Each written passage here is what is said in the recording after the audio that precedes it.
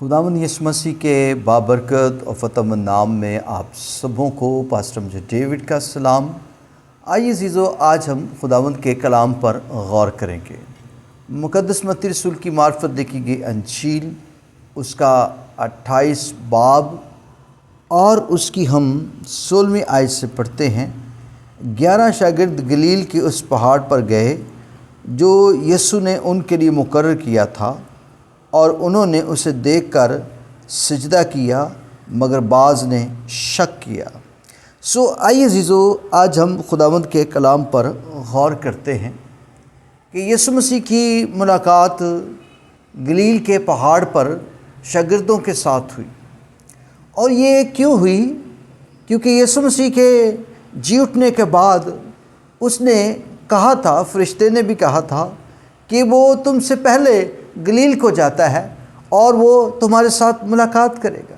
یسوع مسیح جب گلیل کی پہاڑی پر شاگردوں سے ملاقات کی تو شاگردوں نے مل کر سجدہ کیا، بعض نے شک کیا، بعض نے سجدہ کیا۔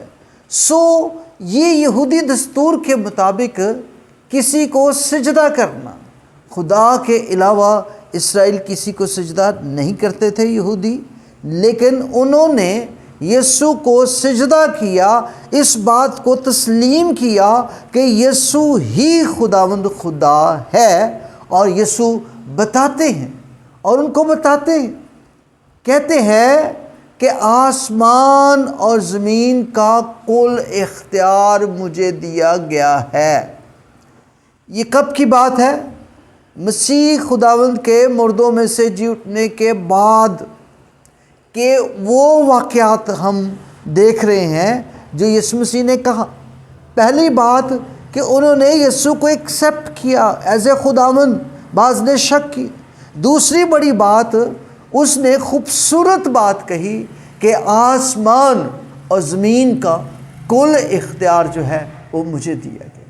بائبل مقدس میں جب متی کی انجیل میں پڑھتے ہیں اس کے 4 باب میں، تو شیطان نے کہا تھا اگر تو مجھے جھک کر سجدہ کرے تو میں دنیا کی ساری شان و شوکت تجھے دوں گا۔ لیکن یسوع مسیح نے شان و شوکت لی، لیکن کیسے؟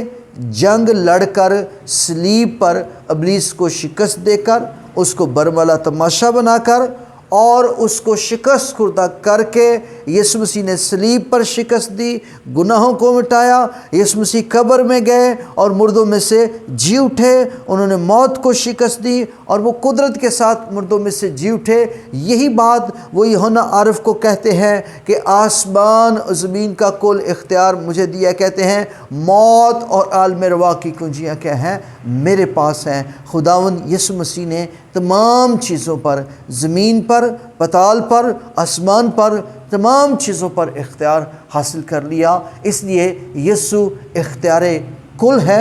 انہوں نے اپنے آپ کو ظاہر کیا کہ میں ہی قادر خدا ہوں، میں ہی الفا اومیگا ہوں، میں ہی اول آخر ہوں، میرے سامنے ہی ہر گھٹنا کیا کرتا ہے؟